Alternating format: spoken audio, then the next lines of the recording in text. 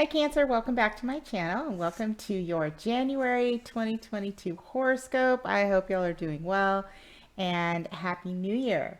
Let's get into it. So, Cancer, it's Capricorn month and the sun is sitting in your seventh house of relationships and partnerships. So that's significant relationships, not just casual romance, but a relationship where you're actually in a partnership of some sort.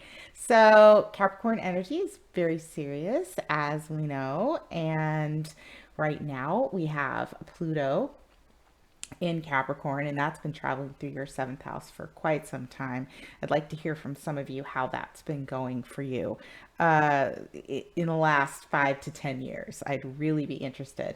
But Venus is also traveling in Capricorn with Pluto, and it has been traveling back and forth, conjuncting Pluto, and currently it's in retrograde.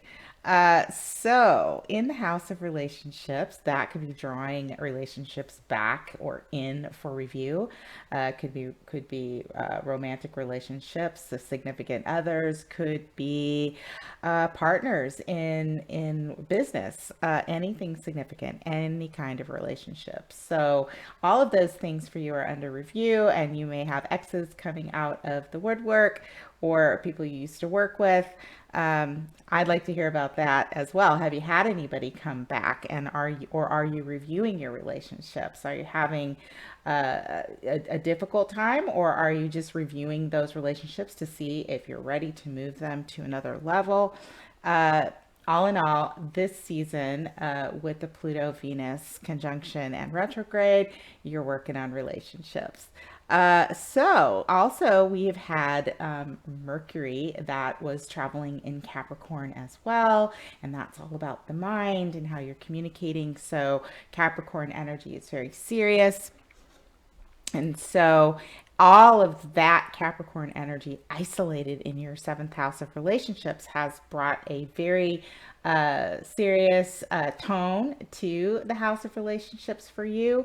And you could be looking to structure something on more solid ground, or really taking a very close look at what works for you and what doesn't. Mercury has moved this week into Aquarius, which is your eighth house of what's hidden underneath. The eighth house of things that you might want to keep hidden, keep secret, that you may not talk about very easily, intimacy, issues around death, the mystical, the occult, shared resources, so other people's money. Now that Aquarius has moved into that house, out of your seventh house, where all of the relationship issues were under review, in the eighth house, now it might be time for you to. It's possible you could detach a little bit and sort of let some of that ruminate and think about how you want to transform or grow that going into the future for yourself. Or you might have come up with some new and unusual ways to expand those relationships, or you're looking at how you can work things out in that area of your life so that a new relationship can come in or elevate. Or, if something's not working out, you might be negotiating or trying to come up with a fair way of separating those things. Any of those things can be happening, conversations and thoughts, as Mercury moves into Aquarius in your eighth house.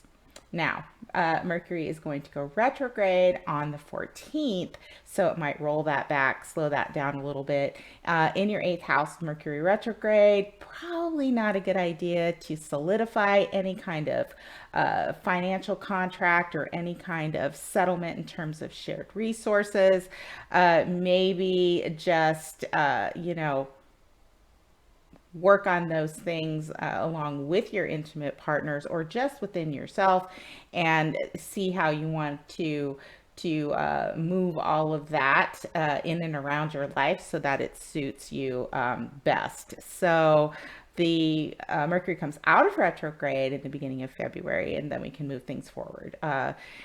Things could go a little haywire for you. Aquarius rules technology. If that's affecting you in any way in that area of life, you want to watch out for that. Sometimes that's a good thing. Those things come in and they pull us back and sit us down a little bit.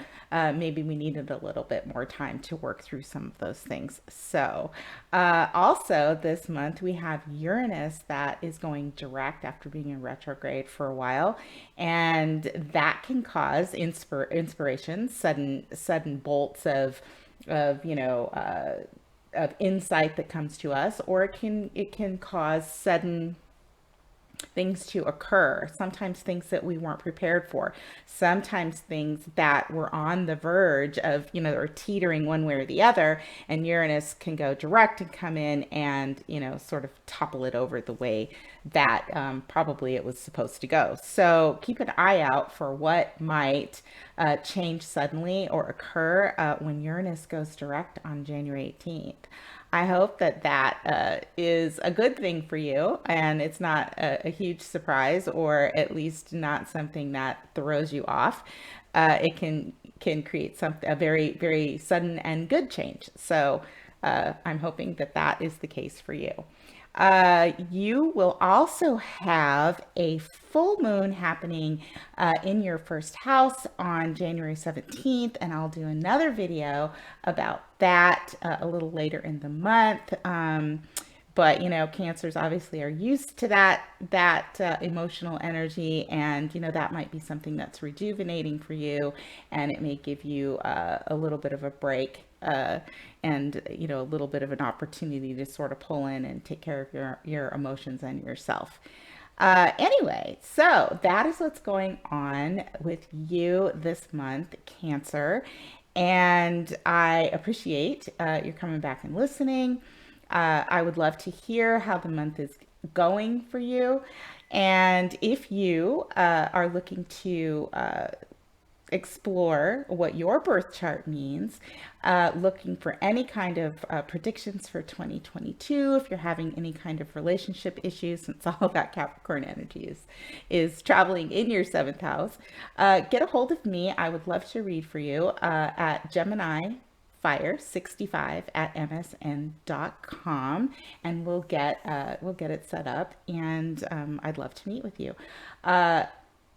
Until then, or aside from that, I should say, I'm hoping that you have a great rest of the month. And again, thank you for being here. I thank you for liking, subscribing, and sharing. And I will see you at the end of the month for your February 2022 horoscope. Thanks a lot. And until then, take care.